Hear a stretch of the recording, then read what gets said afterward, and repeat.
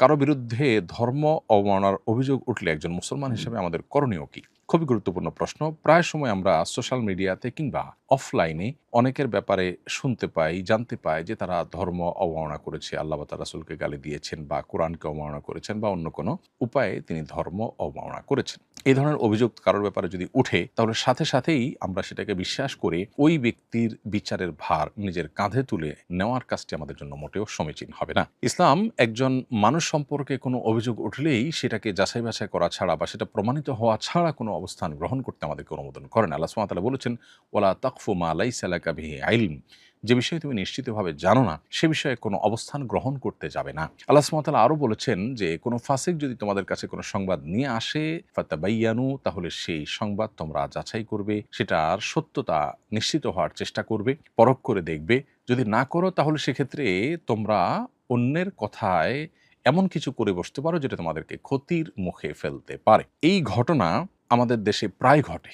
অর্থাৎ ধর্ম অবমাননার অভিযোগ উঠেছে আর আমরা সংক্ষুব্ধ হয়ে সেই অভিযুক্ত ব্যক্তিকে পিটিয়ে মেরে ফেলেছি, কখনো পুড়ে ফেলা হয়েছে। এ ধরনের ঘটনা শোনা যায়, যেটা খুবই দুর্ভাগ্যজনক একটি বিষয়। আমাদের সকল মুসলিমদের এই বিষয়টি জানতে হবে যে কোনো ব্যক্তির সম্পর্কে অভিযোগ উঠলেই আমরা সংক্ষুব্ধ হয়ে তার উপর চড়াও হওয়া এবং তাকে পিটিয়ে মেরে ফেলার এই রাইট বা সুযোগ ইসলাম আমাদের জন্য রাখেনি। বরং এ বিষয়টি আসলে তিনি ঘটিয়েছেন কিনা বা তিনি কি বলেছেন সেটার বিচার বিশ্লেষণ করা পর্যন্ত আমাদেরকে অপেক্ষা করতে হবে। একটা মানুষের জীবনের মূল্য অনেক। অতএব কোনো অভিযোগ উঠলেই হতে পারে কেউ পরিকল্পিতভাবে তার নামে মিথ্যা অভিযোগ তুলেছে। হয়তো তিনি যা বলেছেন তার মধ্যে রংসং দিয়ে সেটাকে উপস্থাপন করা হয়েছে। হয়তো কেউ শত্রুতা উদ্ধার করবার চেষ্টা করছে। হয়তোবা তিনি যে বলেছেন সেটার পেছনের অন্য কোনো ঘটনা থাকতে পারে।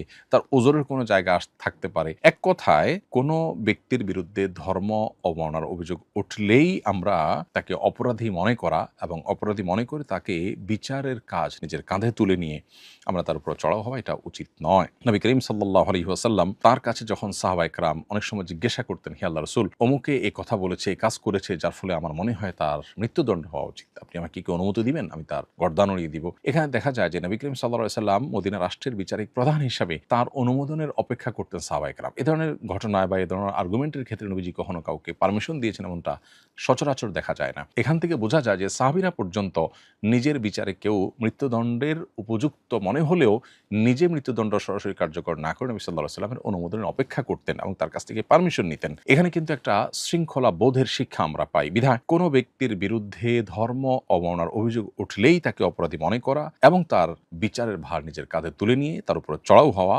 তাকে পিটিয়ে মেরে ফেলা কোনো অবস্থাতেই আমাদের জন্য জায়েজ নয়। বরং আমাদেরকে এটি প্রমাণিত হওয়া পর্যন্ত অপেক্ষা করতে হবে এবং শান্তভাবে অত্যন্ত ধৈর্যের সাথে এ ধরনের পরিস্থিতিতে আমাদেরকে সিদ্ধান্ত গ্রহণ করতে হবে। অপরাধের মাত্রা অনুসারে তার বিচার এবং শাস্তি নিশ্চিত করতে হবে। নির্দোষ যদি প্রমাণিত হয় তাহলে সেক্ষেত্রে তাকে কোনো শাস্তি দেওয়া যাবে না। এই বিষয়টি আমাদেরকে প্রত্যেকটা মানুষকে খেয়াল রাখতে হবে। এখানে একটা বড় গ্যাপের জায়গা হলো, দুঃখজনক বাস্তবতা হলো আমাদের সমাজে ধর্ম অবমাননাকারীদেরকে আইনের আওতায় এনে উপযুক্ত শাস্তি দেবার কোনো কালচার আমাদের দেশে নেই। বরং সত্যিকার অর্থে বলতে গেলে ধর্ম অবমাননার জন্য সেরকম কোনো শাস্তির ব্যবস্থাই আমাদের সমাজে নেই বা প্রচলিত আইনে নেই। যার ফলশ্রুতিতে সাধারণ মানুষের মধ্যে অনাস্থা কাজ করে যে আইন বা প্রশাসনের হাতে তুলে দিলে যথাযথ তদন্তের মাধ্যমে আদৌ বিচার হবে কিনা, আদৌ উপযুক্ত শাস্তি সে পাবে কিনা অভিযুক্ত ব্যক্তি যদি প্রমাণিত হয়, সেক্ষেত্রে এই আস্থার যে ঘাটতি, এটার ফলে কিন্তু অনেক সময় মানুষ আইন হাতে তুলে নিতে প্রস্তুত হয় এবং উদ্যত হয়। তো এখানে রাষ্ট্র এবং যথাযথ কর্তৃপক্ষের একটা বড় দায়িত্বের জায়গা আছে। এদেশে প্রায় সময় ধর্ম অবমাননার ঘটনা ঘটে এবং সংখ্যাগরিষ্ঠ মানুষ তারা সংক্ষুব্ধ হন, এমনকি সংখ্যালঘুরাও সংক্ষুব্ধ হতে পারে। এমন বিষয়গুলো যেন না ঘটে সেজন্য উদ্যোগ নেওয়া দরকার এবং কেউ ধর্ম অবমাননা করলে তার দৃষ্টান্তমূলক শাস্তি নিশ্চিত করা দরকার।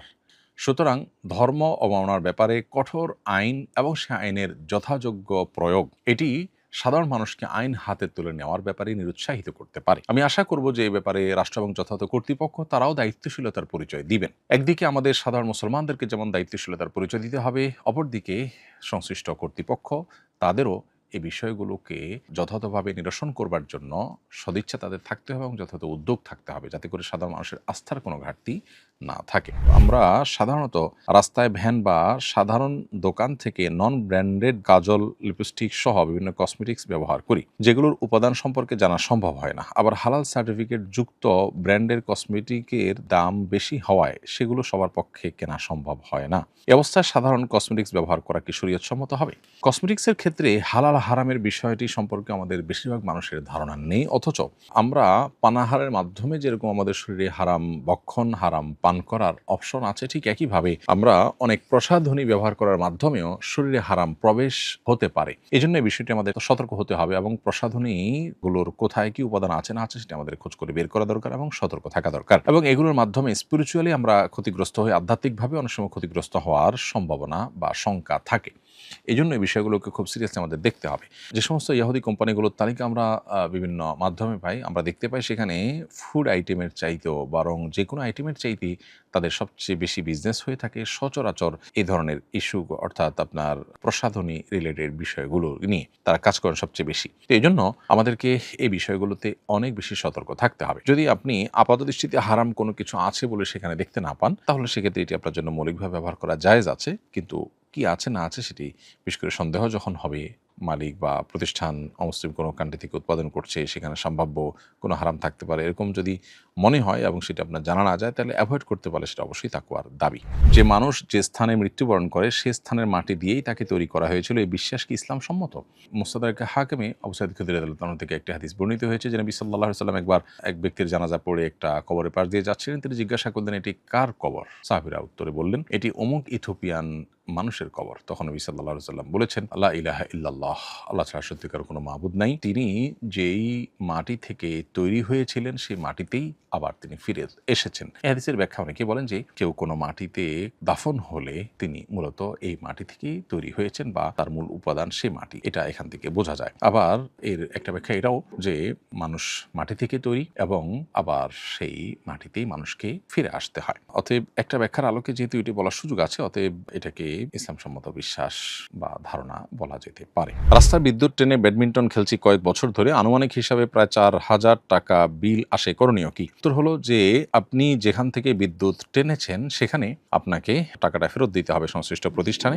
রাস্তার বিদ্যুৎ বলতে যে কোম্পানির বিদ্যুৎ, সেই কোম্পানির বিদ্যুৎ যদি আপনি নিয়ে থাকেন, সেই কোম্পানিতে কোনোভাবে কোম্পানির অ্যাকাউন্টে টাকাটা ঢুকিয়ে দিবেন। কি প্রসেস আছে না আছে সেটা খোঁজ করে বের করতে হবে যে কিভাবে কোম্পানির অ্যাকাউন্টে টাকা দেওয়ার ব্যবস্থা আছে। কোনো ব্যক্তি বিশেষের লাইন থেকে যদি নিয়ে থাকেন, তাহলে সেক্ষেত্রে যার মিটারে এটার রিডিং উঠেছে বা এটার খরচ উঠেছে তাকে আপনি টাকাটা পরিশোধ করে দিতে হবে, না হলে আল্লাহর কাছে আপনি দায়ী থাকবেন। বিশেষ করে শীতের মৌসুমে আমরা অনেকেই ব্যাডমিন্টন খেলি এবং এক্ষেত্রে সেখান থেকে বিদ্যুতের লাইন নিয়ে নেই এবং লাইন থেকে বিদ্যুৎ নেওয়াটাকে আমরা অন্যায় বা অপরাধ মনে করছি না, অথচ আপনি যে বিদ্যুৎ ব্যবহার করছেন এটা মূল্য পরিশোধ না করলে আপনার খেলা জায়েজ হবে না।